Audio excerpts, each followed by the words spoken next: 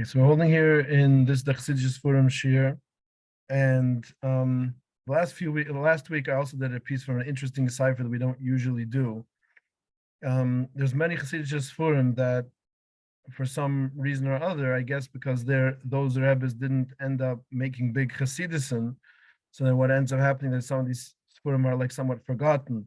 And I've recently been looking into a little bit of these other Sfurim. So the piece I want to do today is from Divrei Shlomo, just from Shlomo of Lutsk. He was one of the lesser known talmidim of the Mezritcher Maggid, but since he's a talmid of Mezritcher Maggid, that means again he's very close to Baal Shem Tov. Baal Shem Tov was the Rebbe of the Mezritcher Maggid, and this is his talmid. So this is a very interesting piece, and it's an avoida piece. I'm going to say that just like last week, since this isn't such a common cipher, I don't actually have it in print. I have it on the computer. So what I'm going to be doing is I'm going to be sort of reading it off from, I'm going to open up a different window and read it off from the PDF. So I might not see all the, I'm going to be going back and forth to check the chats to see if anyone has any questions, but I might not see the chat right away because I'm going to be looking into the text. So let's get into this. A really, really geschmack piece that has a lot of real Yosef in Chassidus and Kabbalah, very interesting ideas. So let's see. So he starts off with a pusik in this week's Parsha, where it says, Vayera I love Hashem, Be'eloinei Mamre. Hashem appeared to him, to Avruam, Be'eloinei Mamre, in the fields of Mamre. And so this pusik itself is going to have a lot of very deep ideas in it. He says, Perish Rashi Zal, Rashi explains it very simply, is because Mamre was one of Avram's friends that I mentioned also in the Torah. And Rashi says, he's the one that gave Avram the Aitza that he should do a bris milah, Mamre. So because of that, that's where Hashem appeared to him. But Divrei Shlomo says, this is a pele. Why exactly? I guess because it seems to be that he's saying that the Rashi is a little bit difficult, because why should it be just because that person gave him that advice to the bris milah and Hashem should have appeared to him specifically there? Where do we see such a thing that Hashem only appears to a person in the place where someone advised him to do a certain thing? It's an interesting idea. He says, you also need to understand Taivas I love, that Hashem appeared to him.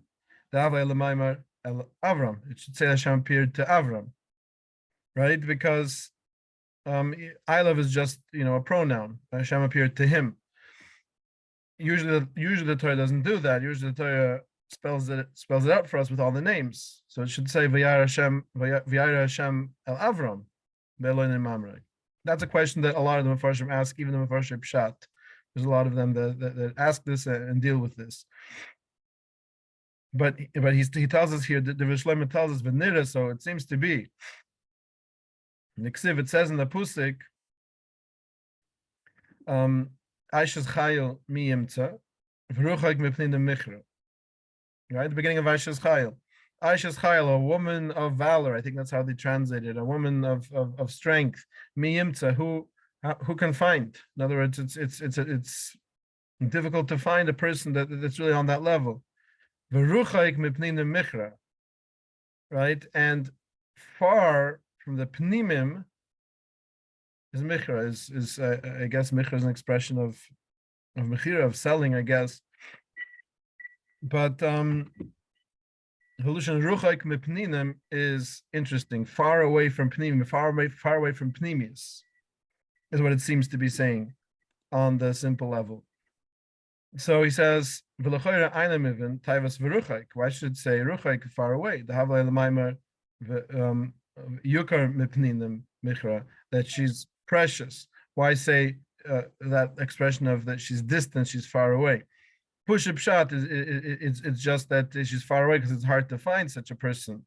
But it's interesting to describe the idea of her being far away. And so he says, and it says also, it also says a different pusik, Yikura hi pnimim. She's more precious than pnimim. He's more precious than those most special things. But over here it says ruchaik, far, which is an interesting allusion. So he says, V'dershir Chazal explain the Gemara in Horius, where they say, Yekura he mekoyin gudel shenechnas lifnai lifnim. That's when we say that an Aisha's chayil is Yekura, she's precious. Chazal say she's more precious than the koyin gudel. They used to go lifnai lifnim, used to go inside the kodesh kedushim. That's Yekura mepnimim. She's more precious than the one who goes mepnimim, who goes within, who goes into the kodesh kedushim, which is the koyin gudel. Because that's Chazal, and of course we know that on a pushed level, Chazal used these kinds of expressions to bring out, right? It was a standard in Bovel to use that kind of allusion to sometimes to indicate that something's very precious, to almost like exaggerate it and say she's more precious than the most precious thing.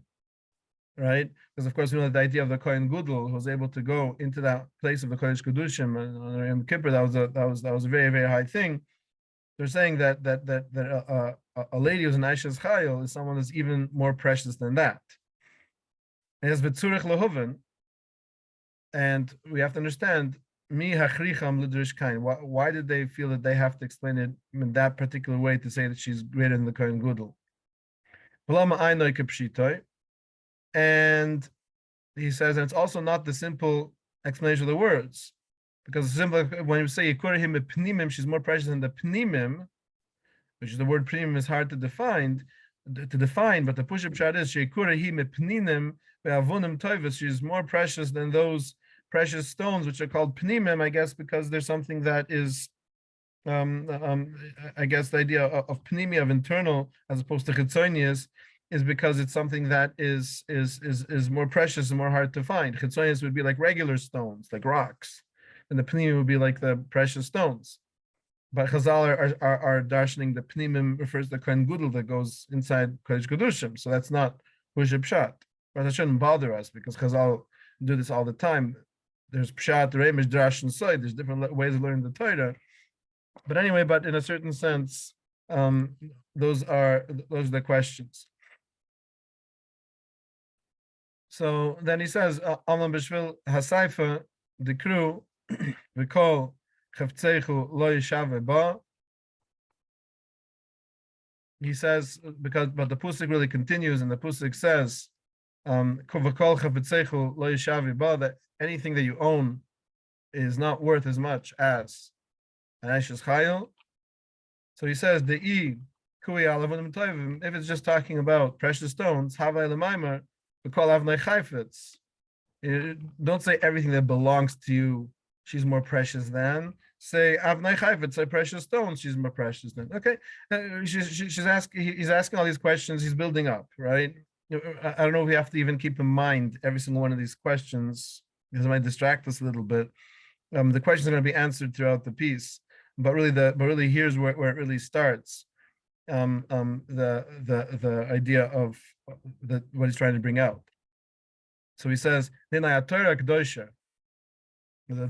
Torah itself, Shehem ha'oisius v'ha'debirim, which are the oisius and the words of the Torah.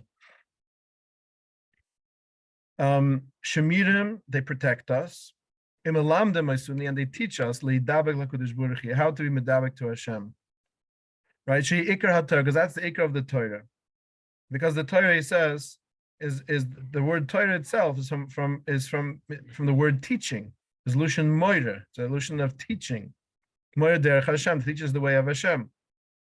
So this is like important on a number of levels. Because first of all, you have the idea that notice that he said the oisius of the Torah too. So when we talk about Torah, anytime anyone ever talks about Torah, whether we find the Torah mentioned in the Zohar or Kisvei Arizal or in Chassidus Forum, wherever we find it, we have to know what it means because Torah means many different things on many different levels, right? Like we talked about once recently in a shir, that there's difference between the Torah, the text that we have, that's giving us instructions. That will be like the chitzonius of the Torah, and that's not to minimize its importance. That's the way the Torah is revealed on the outside. There's the pnimius of Torah, which are those energies of those oisies that are within the Torah. But all of that is meant to teach us how to be duvik to Hashem. Here he's really going into this would be something that because at that time, of course, was the whole mechalekes with the Misnagdim and the Chassidim. The Misnagdim really be jumping in fury at this statement because this is one of the key cornerstones, the key points of the mechalekes between the Chassidim and the Misnagdim. The Chassidim held that the Torah is a path to dvaikus to Hashem. So dvaikus to Hashem is the ikr. That is what the whole thing is about. The Torah, in other words, according to the Chassidim, the Torah is not about following the mitzvahs. We have to follow the mitzvahs, but that's a means to an end, right? The point of it is dvaikus to Hashem. So, of course, without understanding, we would say that there's many, many people who never get there.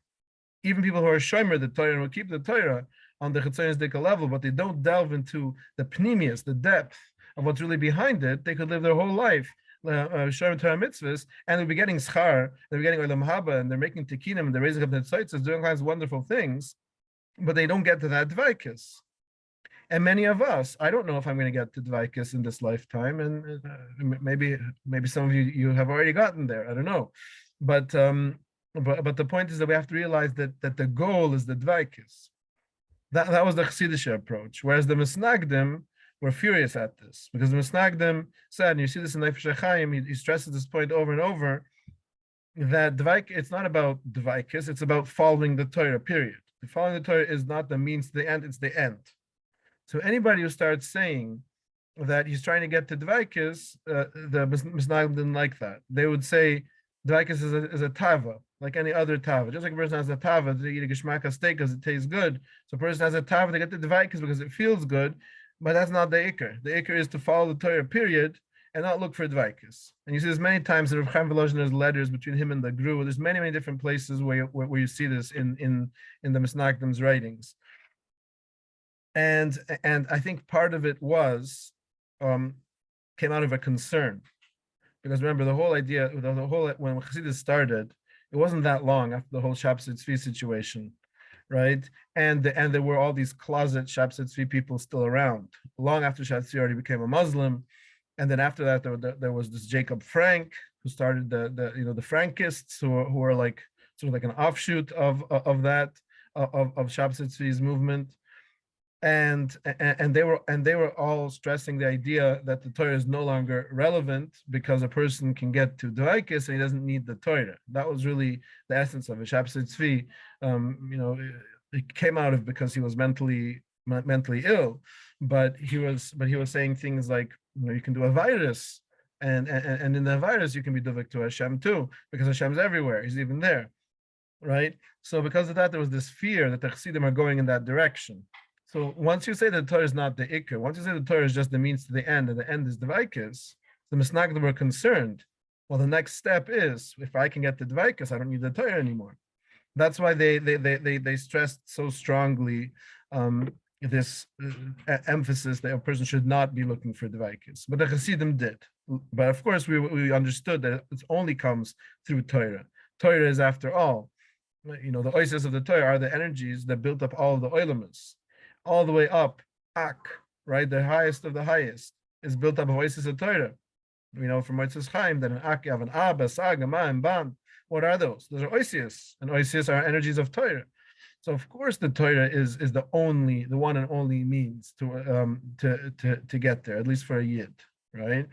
But the Chassidim stress that though the dvaikus is really the goal that the Torah is trying to lead us towards. And so this is going to be really interesting because he's going to sort of spell this out for us a little bit about how we can see this in the Torah. So he says, because in the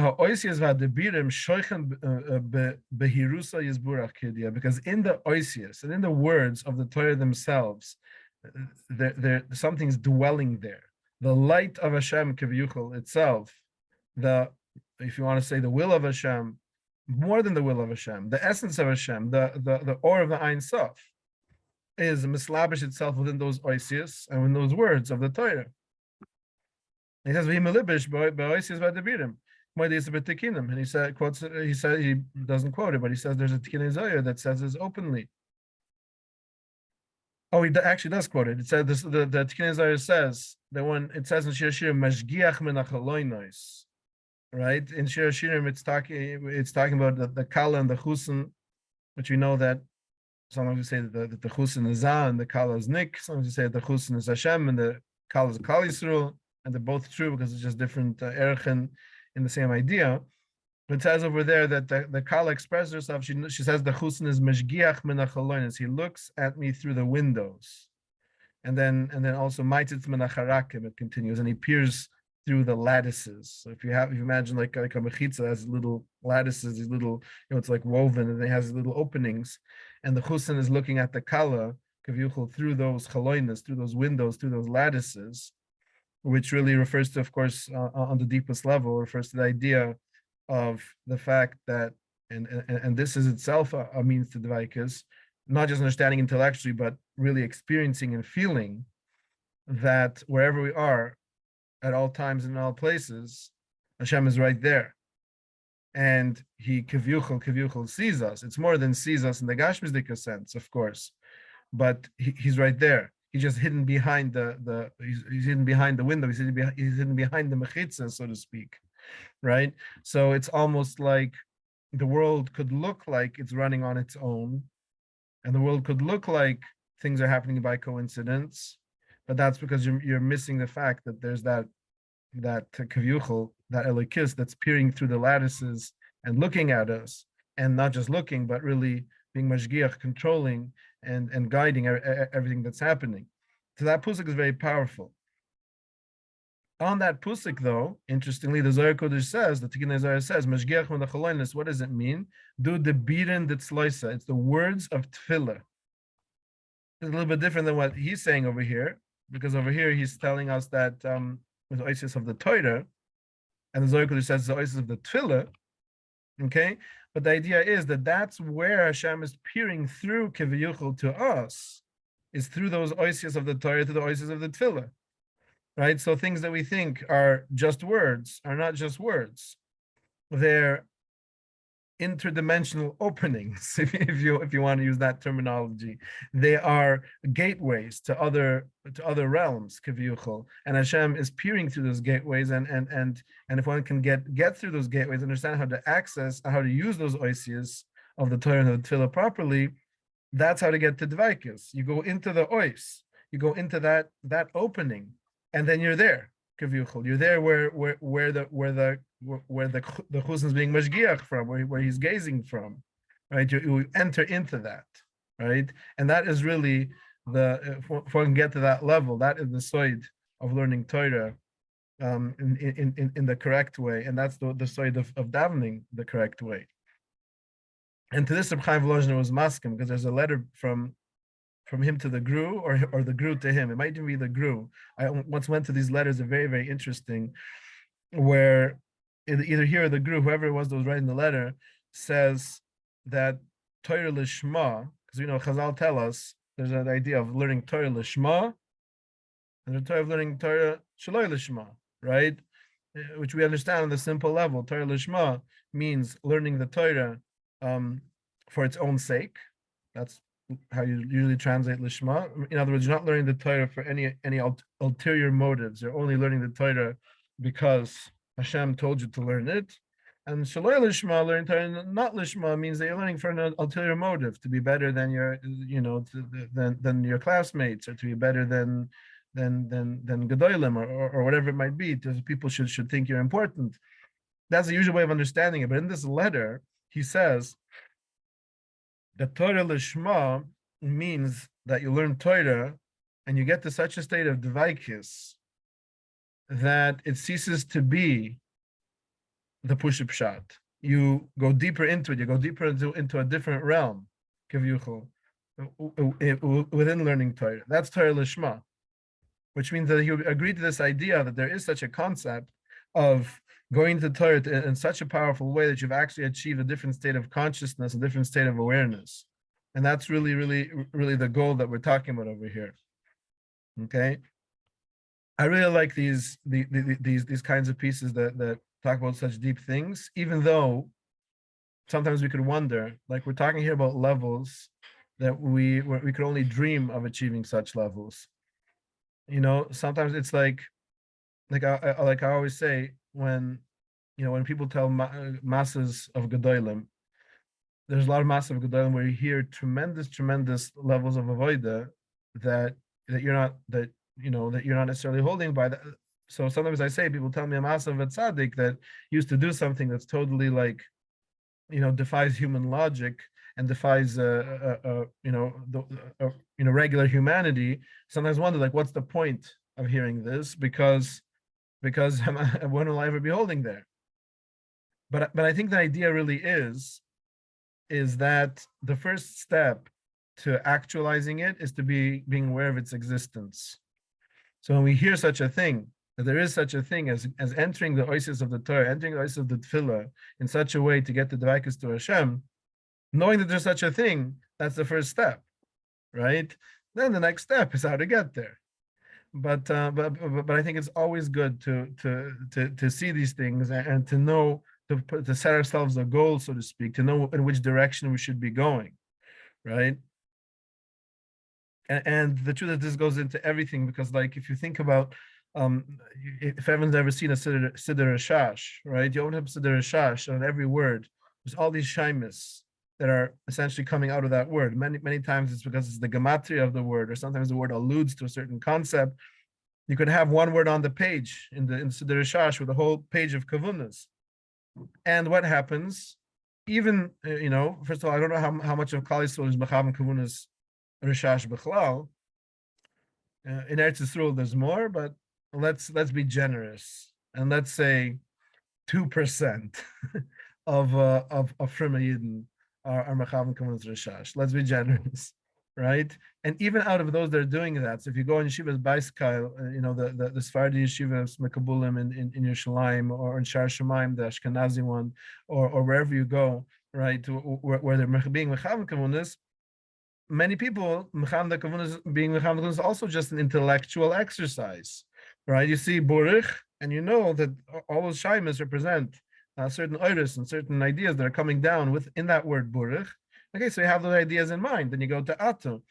But really, be'emes, if someone, the way the Rishash intended it to be, is a meditation. So in other words, the way the person should do it is, instead of just looking at the words on the page, oh yeah, that means this. Okay, ato. Okay, that means this. Next page. The person should really be'emes close his eyes, visualize those shaimas, and especially someone sensitive to energies, be sensitive to what's coming up in your mind as you're meditating on a particular shem. And then the next one, and the next one. That would be the real way to daven with kavunas harishash. But of course, that's something that most people are not holding by, because that would mean that you would be davening shacharis for hours and hours, right? And mincha, you would be davening, let's say, an hour and a half, or whatever it might be. And people have lives, and people are busy, and they have tons of things that they're doing in this world. So so even for those that are mechavan the kavunas, I don't know how many people there are that actually are able to do it that way.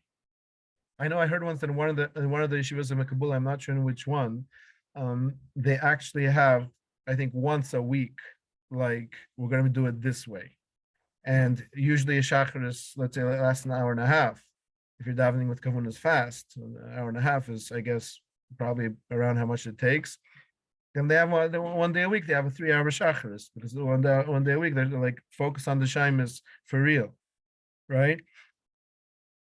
So it's an avoida, but it's something that's possible, especially if someone's sensitive to energies and he feels the energies of oisius or of shaimis, and some people are gifted with that, some more than others. That person like that especially could go down this path and could really get to what we're talking about over here. But anyways, so he tells us, so this is what he tells us now, the next piece. When you're looking at the words and the oasis of the Torah,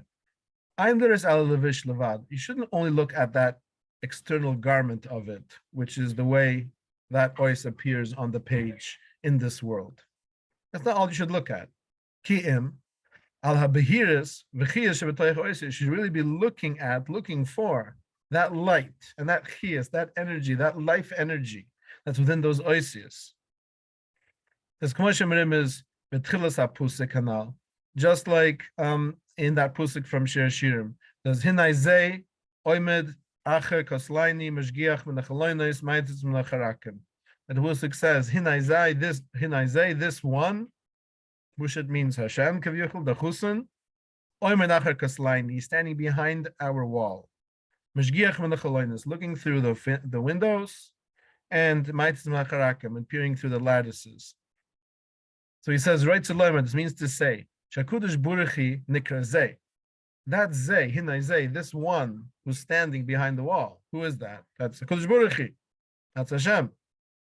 And how do we know? Well, like it says in the Pusik by in the Shira that the Chassidus said, when they came out of Mitzrayim by the Yamsef, Zeh Kaili Vanvaihi.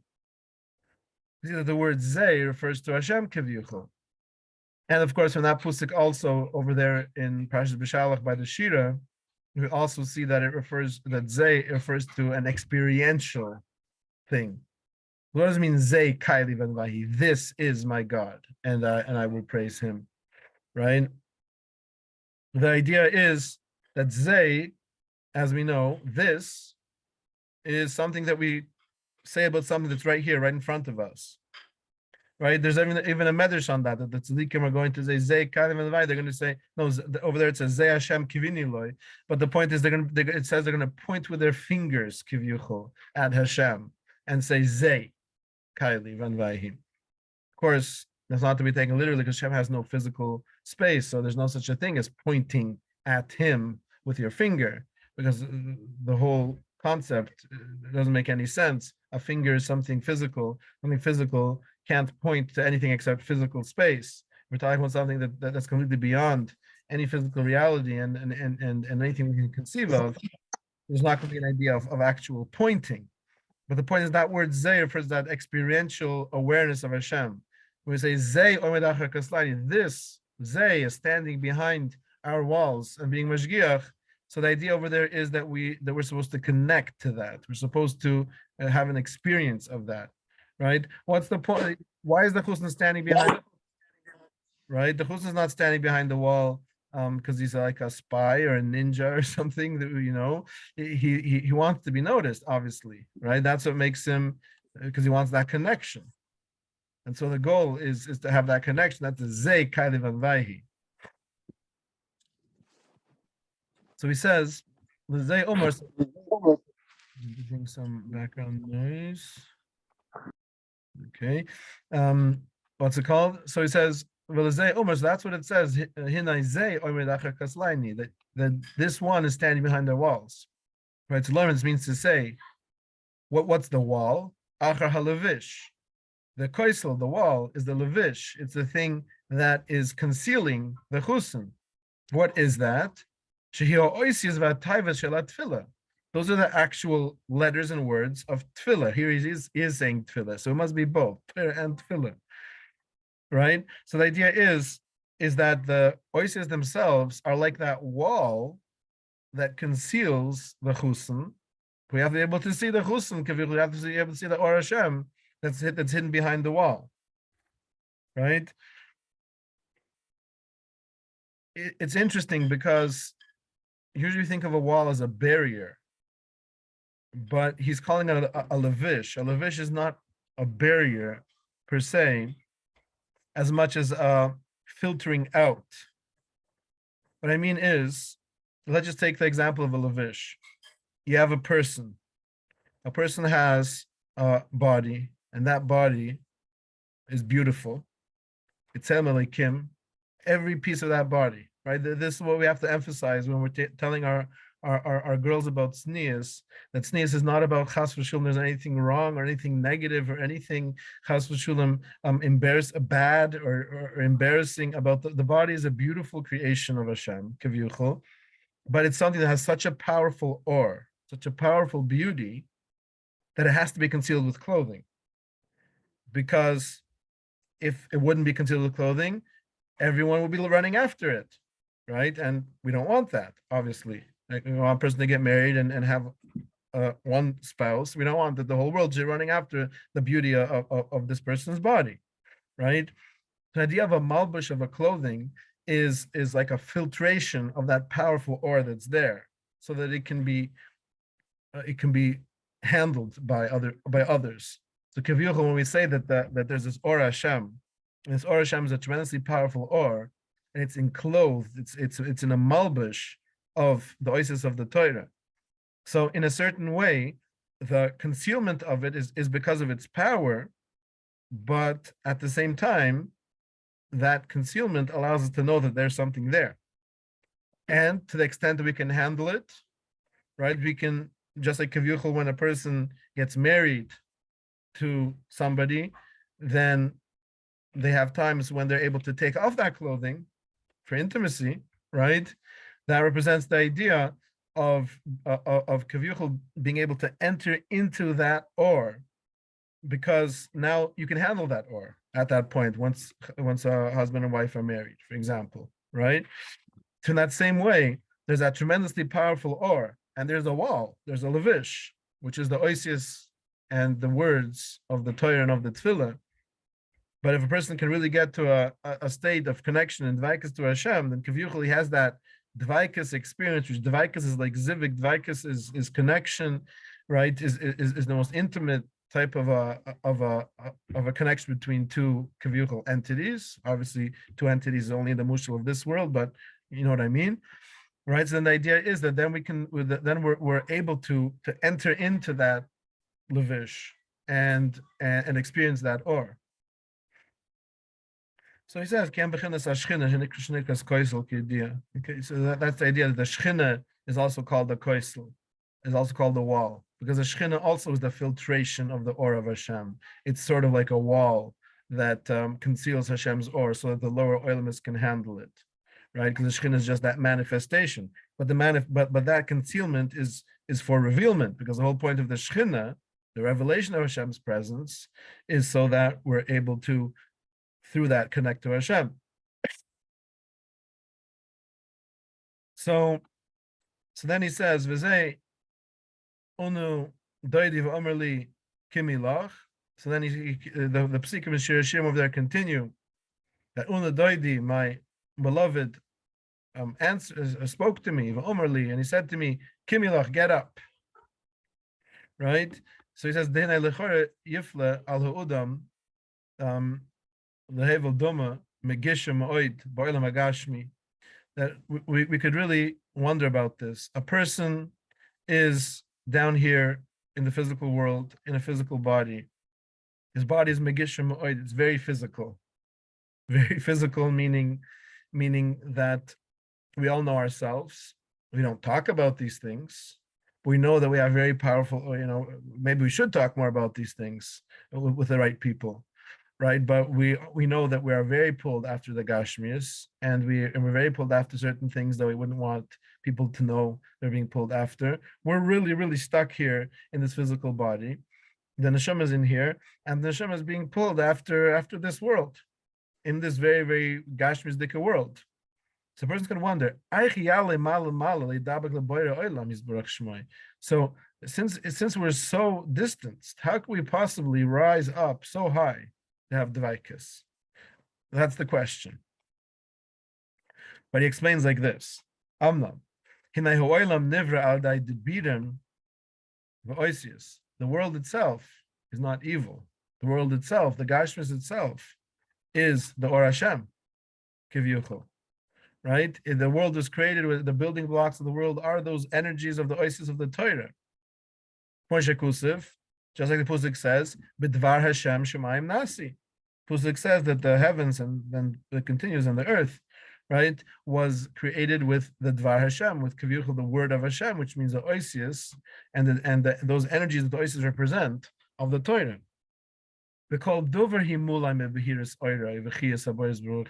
And every single thing that exists in this world is full of the light and the or and the chiyas of Hashem, Kaviyuchel. Right? Again, the reason why this is hard for us to understand is because there are things and there are people in this world that we would be very hesitant to say upon them that they're full of the or of Hashem, right? There were many Rishum, there were many evil people that did really wicked and nasty and terrible things. People who who made genocides and terrible tragedies. And then there's places that are places of places of filth, so to speak. Reb Nachman talks about it, right? Places where people go to do a virus and all kinds of things that seem antithetical to the Or Hashem, seem to be the opposite. But we know that this is one of the main teachings of Kabbalah, that everything is that Or of Hashem, except that in certain places it's so concealed. The barrier, the wall is so thick. It's like a nuclear bunker, right? The walls are like who knows how many feet thick to protect, right? So the idea is that sometimes that Or Hashem is concealed so much, but we have to remember that even the concealment itself is those oisius and those debirim of the Torah. So kavyuchel, everything is that Or Elikis. And he says v'chayin hu adam atzmai, and so in other words, he answered half the question. He asked, how could a physical person in a physical world be dovik to Hashem? So first he says about the physical world. Well, that world is oisius. And he says v'chayin hu adam atzmai, and so to the physical person, the man himself. Al v'bi shesh le'gif, even though he has a body of the Megishim that's very thick, kavyuchel, and very physical, and pull after all kinds of things that seem to be contradictions to Dvaikas to Hashem. But im kol zeh, despite all this, himulai bechiyas b'hiras abayra, he's full of life force and light of the Creator. Which is that neshama that is within him that animates that body, right? Which is really Elikis itself, as we've spoken many times by the Shirim, this idea. Right, the neshama itself is kavyuchel Elikis, the experiencer of this world that's within each of us is an aspect of Elikis. That is the Havaya. That is the fact that we exist, the fact that we recognize that we have an existence. That aspect of us, the true self, right? That's mamish Elikis. And it really goes even deeper than this, because if you really think about it, when we say, because a lot of times the mushal the way that we describe the neshama and the gif usually is a mushal. So again, like many things that we learned as a child, we have to sort of unlearn or realize that they were being taught to us in a very simplified way. When we talk about the neshama and the gif being two separate things, that's a mistake. That's a way to understand it, but it's not accurate, because kavyuchel, even though we say the different aspects of the neshama dwell in different parts of the body, but you don't see them there. In other words, cut a person open, you're not going to see a neshama in his brain or a riach in his heart or a nefesh in his liver. Why don't you see them? Because it's not like literally that there's something inside that body. The body itself is that. The body itself is an expression of that neshama. The fact, in other words, the scientists have this mystery of the origin of life, right? They have no idea. The atheists, they have no idea. This is where they get stuck. This is where you can always catch them. Is however however nicely they can explain the evolution of a one-celled organism into a human being. Very nice, very beautiful. But how did that first cell get life? How did life originate from inanimate particles? Because those amino acids that build up any cell, right, are in and of themselves just carbon and whatever else, oxygen, I don't even know exactly what they are, complicated chains of molecules, but molecules aren't alive. So what exactly is it that suddenly made that cell to be a living thing? That's the neshama. The neshama is the chiyas itself, the very fact that our heart beats and that our brain thinks and that our eyes see is the neshama itself. It's not two separate things, the neshama and the gif. The gif's chiyas, the fact that the gif is alive, the fact that the mind thinks, the fact that the experiencer experiences, that is the neshama, right? It's not as much a noun, it's not as much an object that exists as a process that's manifesting within this physical entity that's called the human being or any aspect of the physical world, right? So the idea is is that and when a person thinks to himself, how could I be duvik to Hashem if I am so physical? He's making such a big mistake, because that very physical body itself is made of oasis of Torah, and within that dwells this chiyus, this chiyus neshama that animates it, that experiences it, that experiences the human condition. That itself is a lekis. So in other words, like we said many times, really the answer to the question, how do I get to Dvaikis? The question is wrong already. Because the question isn't that Dvaikis is something that you get to. Right now, I'm not in Dvaikis. At some point, some spiritual experience can allow me to be in Dvaikis. That's not the point, right? Because the Dvaikis is already here. Because Dvaikis is existence itself. So you're Dvak already. So when we talk about getting to Dvaikis, it just means getting to a realization of that. That it shouldn't just be a theoretical concept. It should be something that is being experienced, right? To get into Dvaikas is just waking up and realizing what you really are. That's really what it is. That's really what it boils down to at the most simple level. So that's what he's telling us. The person should never ask this question: how can I get to Dvaikas if I have this physical body and I'm in this physical world? Because that itself is a likis, right? So he says, "V'kivan shehi medabek atzmoi al yidai neshmusa hakadosha b'chiyas haboyre v'hirusai shehi b'chol dover." So the avoida is to get to that place of neshama, which means, again, like we've said many times, he doesn't go into details here, but it talks about another Chassidus Furim, and the Leishim talks about it. That really what it really boils down to is to realize who you truly are. That's last week's Parsha, Lech Lechu. Zohar Kodesh says, I say it over many times, right? Lech legarmach. The Zohar Kodesh understands Lech Lechu, go into yourself, which means, and there's Leminda. You should know yourself, right? The real avoida is to find out who you really are. That's really what the avoida is, and that means that a person is going to have to unlearn much of what he always thought his whole life that he is. A person has to distinguish between those aspects which are external manifestations or experiences and the experiencer himself. Right. So then the idea is when a person has certain feelings, certain urges, certain thoughts, he has to tell himself, wait a minute, these feelings are not me. These urges are not me. They're urges that are manifesting somehow from my entity, but they're not me. Who am I really behind all the masks and all the layers, right?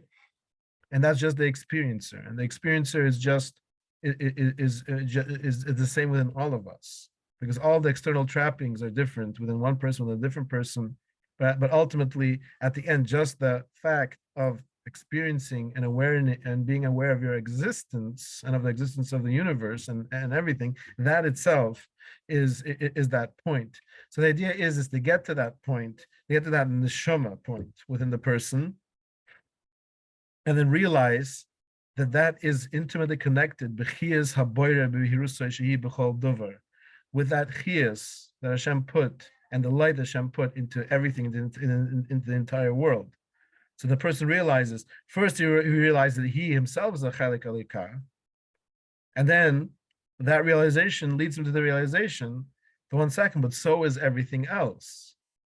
Because that same or that I am, that's my existence, it happens to be that here it manifests in me in this particular consciousness, but that same or is within every single thing, an object, living or unliving, or animate or inanimate, that exists in the entire world.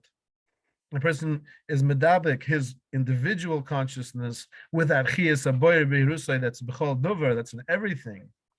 That is how you get to dvaikis. It says, like the Pusik says, Va'atu machaya es kilam. Pusik says, you are the life of everything. You are that which caused everything to exist. So just like we understand that the neshama is that chiyas, like I said, it's not a noun, it's a verb. It's that process of living, a process of life that's within us. Well, guess what? Even in inanimate objects, there is a life force. Because what is allowing those atoms to stand in their positions to keep that shape of the lamp on my desk or the desk itself or the computer? Why isn't it just morphing into different random shapes? Why is it staying in its particular position? There's a chias, there's a life force that's within everything that exists, right? And then when a person realizes that and realizes it's the same chias, that same oral key that's within him, that's within everything else, that is Dvaikus. So Dvaikus is really connection to Kavuchel, to the Ein Sof, by realizing that everything is Ein Sof. And so it's therefore also a connection to the entire universe and to all the universes, right? So he says, because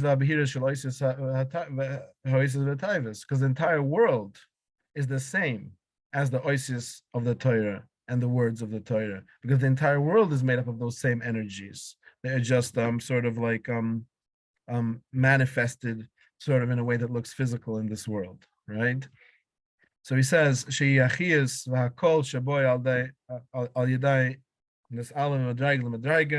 and through that chiyas that the person is able to connect to, is able to go from level to level. Because obviously this isn't something that happens in 1 second. It could sometimes. Some people have a tuna from Shemayim that they get to a level of Dvaikus, just all of a sudden, it just boom, all the gates open and they get there. There has been such things in the past. A lot of times it involves having, we should never know, having near-death experiences or whatever it is. Sometimes it's like boom.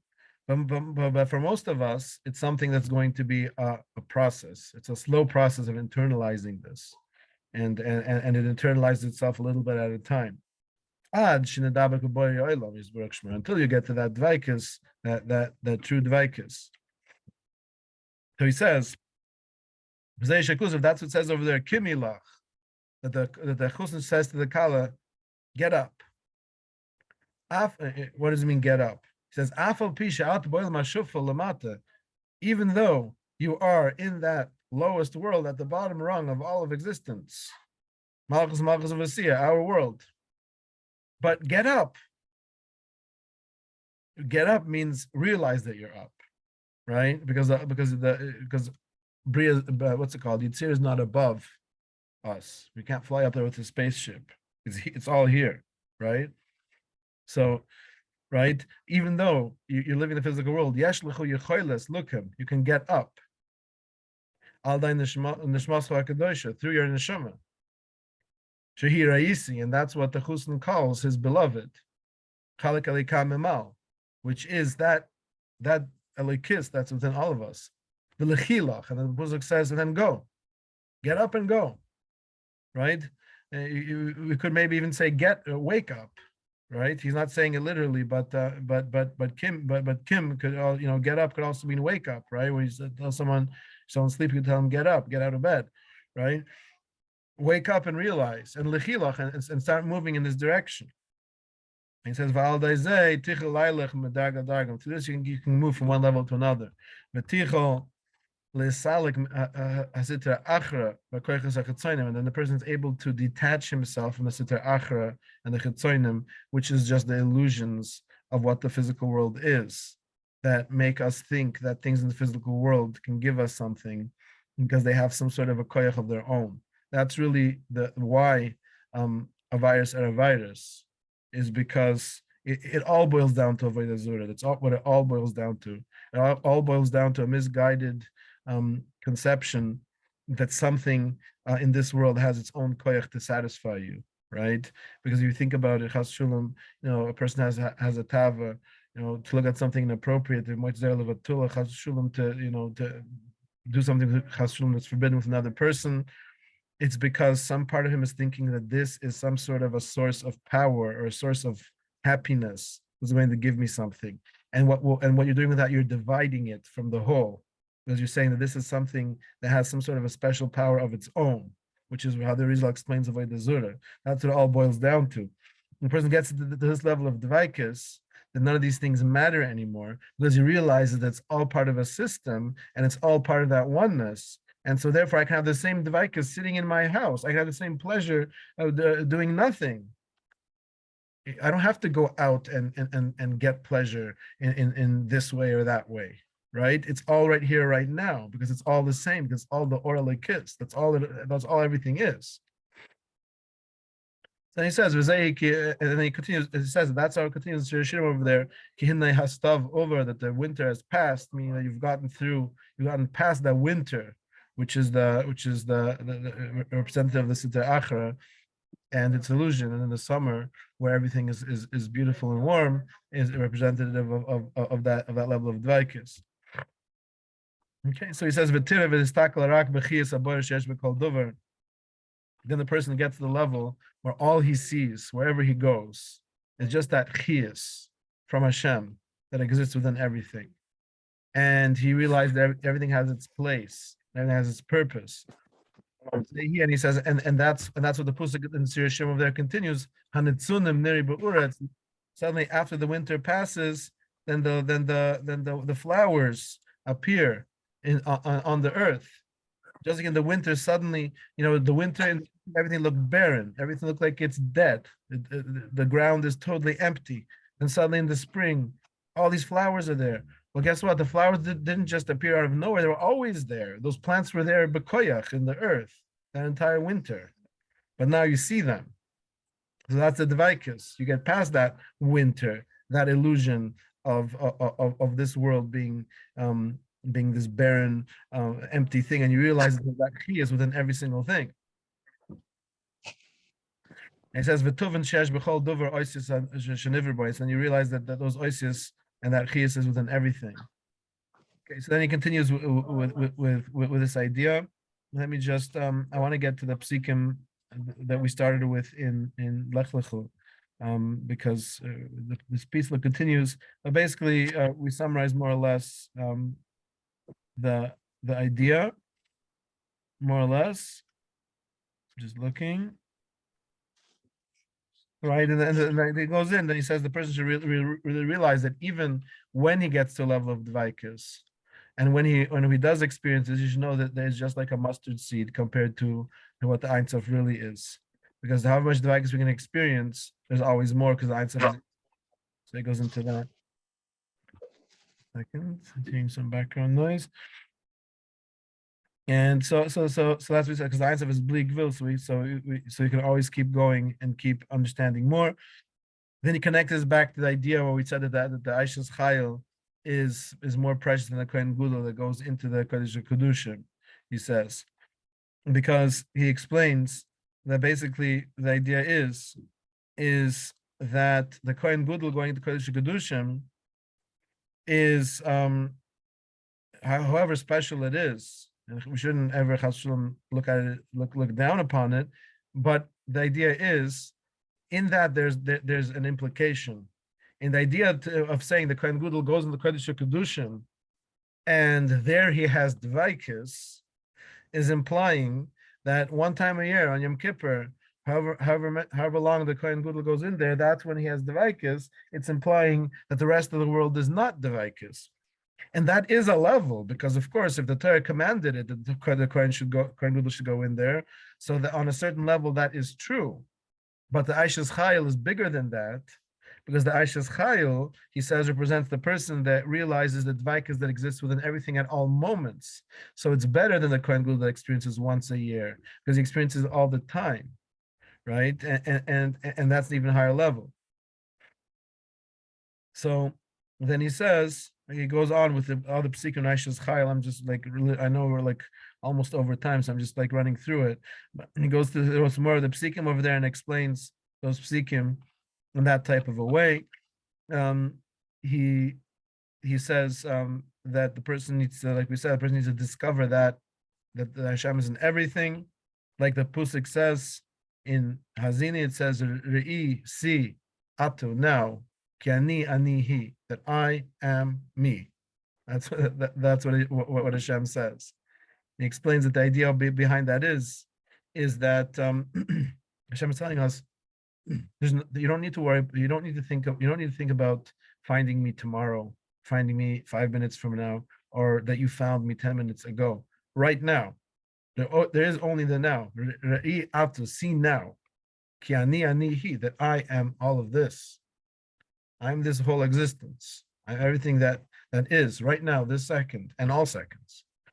Right? He connects that to the Pusik Anir Soicher, where it says of their Parshas Chal. We don't have time to go into it, but basically the idea is that he has to sort of realize that, and that's the idea of the Aishas Chayil Miyimtzu, that the person that's able to get to this level and this dvaikus is something that it's a person's very such a person is hard to find. And he says because really, like we talked about many times, it's scary for the person because it's he kamat butul mitzias, because the person that gets this level of dvaikus is almost as if he ceases to exist, because his individual self sort of does, in a certain sense, cease to exist in a certain sense, right? So then that's something that is scary for the ego and scary for the personal self, but really it's what you really truly want on the deepest level. So then now going to Avram Avini and going to these psukim that we started with, he says that's what the pusik means. Vayar I love. It says that Hashem revealed himself to him. It doesn't say Avram. And he says because the idea is that when a person gets to this level of dvaikus, it's sort of like that personal self disappears. Vayera I love Hashem. Hashem revealed himself to him. We're talking about a level of intense dvaikus, a level of that the person and Hashem are in some sort of an experience together, right? Which is obviously dvaikus. That's the deepest level. And then you don't use the name anymore. You don't say Vayera El Avram, because Avram at this point is not Avram as an individual at this point is not in existence. What's in existence is just the all. That's why it just says Vayera I love. He appeared to him, right? And so then he says, and then the other question was why it's be'elonei mamrai that this whole thing happened. So he says that the word elonei is an expression of toikev v'choizik, expression of strength, and mamrai is an expression of fear, because mamrai is sort of related to the word yira, because the Zohar Kodesh explains it this way. So he says that the idea is that a person sort of gets this level of dvaikus, but it's something that is an experience that might be scary. It might be an experience that's overwhelming. That's Eloinai. It's toikev v'choizik. It's an experience that's very powerful. That's something that scares people. And mamrai, so a person's scared of it, right? So then to really get to dvaikus requires mesiras nefesh be'emes, because the person has to be ready to say, I'm ready to sort of, in a certain sense, disappear kavyuchel into that dvaikus to Hashem. So that's the way he explains it, those psukim. Okay, so I know, so like I said before, like we're talking about tremendously high levels here, and that's why these early Chassidic Surim are so precious, because later on the Chassidim were scared to talk like this because they didn't, because of the misnagdim and other reasons. These kinds of things ended up being censored out, and the later Chassidic Surim don't talk about such high levels to this extent. So whatever, but that's basically the idea. I just noticed I said I would look in the chat, but I forgot to look in the chat. But now I see that there's just a few questions. Someone asked, when you say get into so all the way back, when you say get into the letters, do you mean meditate on them, visualize them, let them breathe through ourselves? Yeah, that's basically the idea, right? To meditate on them and to sort of become in tune with their energies. We find that some of the Mekabul and Rishonim, what they used to do is they used to actually just pronounce the letters and just meditate on that particular sound, right? We once did a meditation like this with Aleph, Mem, and Shin. I remember one time, I think on Nitro, instead of learning, we had a meditation like that. So we have that up on the Google Drive. Just being sensitive to those energies. But again, this won't work for everybody, because it's only work for somebody who notices the differences between those feelings of those oisias. A person that is not so fine-tuned, it's not going to be particularly productive. But the idea is at least to know and to recognize at least that there's something tremendously deeper happening behind those oisias, and it means so much more than just the letters that are on the simple sense. Okay, and then when someone asked the question that if the Gemara in Sotah says that 40 days before a child is born, it's already decided the shidduch for that person, does that mean ultimately they're one soul to begin with? So I mean, this isn't super relevant to what we're talking about, but in a certain sense, yes, because in a real sense, we all are one soul in a certain sense. But at the same time, the neshamas do manifest in slightly different ways, in slightly different. And so then, since then, a person with his wife, a person with a zivig that was destined for him, are like literally neshamas that have even more of a connection, even more of a dvaikus to each other. But the level that we're talking about over here is a level that goes even beyond that, because here we're talking about being on such a level of dvaikus that you're not just dovik to your wife, you're dovik to every single thing in existence, right? Which is a very powerful level. But I think it's healthy to talk about these things and to know that there's such a thing, and to know at least what we're aiming for, right? And then at the same time, knowing that this really only comes as a matuna. A person can't force an experience of dvaikus. He can only sort of take steps in that direction, and think about it intellectually. And then at the time when he's meant to, then it'll click, and he'll sort of like be able to internalize it, and then really understand what we came down to this world for, what we are, what our connection with Hashem is, and what the purpose of life is, and all these questions that everybody always wonders about. Suddenly it all becomes clear, because it's all it's about really is just to wake up and realize that dvaikus and that oneness. And with Hashem, we should be zeichet to get there. Okay, everyone. I hope you enjoyed. I hope it wasn't too overwhelming. Have a wonderful, wonderful Shabbos, everyone. Shabbat shalom. Shalom, Rabbi. Shkoyach, very nice. Hashem will continue the shirim next week. Call to everyone. Shkoyach, very good.